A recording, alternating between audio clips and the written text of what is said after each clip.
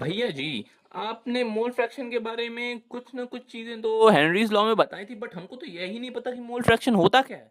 क्या बात बोल रहे हो यार, मोल फ्रैक्शन आपको नहीं पता? मोल फ्रैक्शन कुछ नहीं होता, सिर्फ डिफरेंस होता है। डिफरेंस किस चीज का डिफरेंस?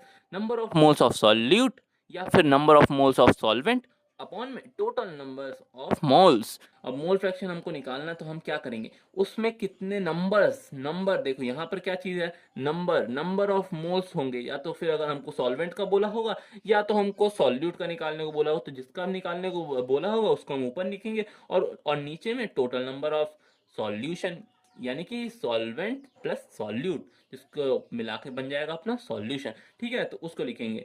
तो अब हमने यहाँ पे लिखा, और इसका ये सिंबल है काय, इसको काय बोलते हैं, एक्स भी लोग बोल देते हैं, बट रियल में इसको काय बोलते हैं। इसका सिंबल कुछ इस तरह का है, तो इसको भी आप धीरे धीरे बनाना सीख ही जाओगे। और एक और चीज, यूनिटलेस होता है, बिकॉज ऊपर भी नंबर ऑफ मोल्स होते हैं और नीचे भी नंबर ऑफ मोल्स होते हैं, इसलिए नंबर ऑफ मोल्स से नंबर ऑफ मोल्स कट जाते हैं और इसकी यूनिट कुछ भी नहीं होती है। ठीक है, इस चीज को याद रखना। ये भी पूछा जाता है आपको 1 मार्कर में, हाफ ईयरलीज में या फाइनल्स में तो पक्का एक बार तो पूछ ही लेंगे। मतलब फाइनल्स में, बोर्ड्स में शायद आए ये क्वेश्चन।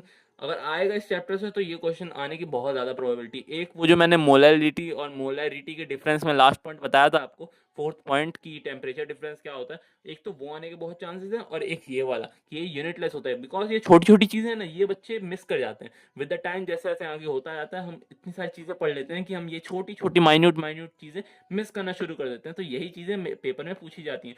तो अब हम देख लेते हैं इसका एक्स ए, एक्स ए यानी कि फॉर ए, जहां भी हम रिप्रेजेंट करेंगे तो ए हम रिप्रेजेंट करते हैं सॉल्वेंट को, और बी जहां भी यूज करते हैं हम बी यूज करते हैं सॉल्यूट को। तो इसलिए अगर एक्स ए लिखा है तो ऊपर में एन ए आएगा, अपॉन में n A plus n B. N A यानी कि number of moles of solute, और फिर number of moles of solvent. ठीक है ना, आप इस चीज से आप इसको याद रखें। एन बी यानी कि फॉर सॉल्यूट, और एन ए फॉर सॉल्वेंट। ठीक है, उसी तरह यहाँ यहाँ दूसरे वाले में एक्स बी लिखा है, यानी कि मोल फ्रैक्शन ऑफ सॉल्यूट। तो मोल फ्रैक्शन ऑफ सॉल्यूट के लिए निकालेंगे क्या, number of moles of solute upon में number of moles of solution.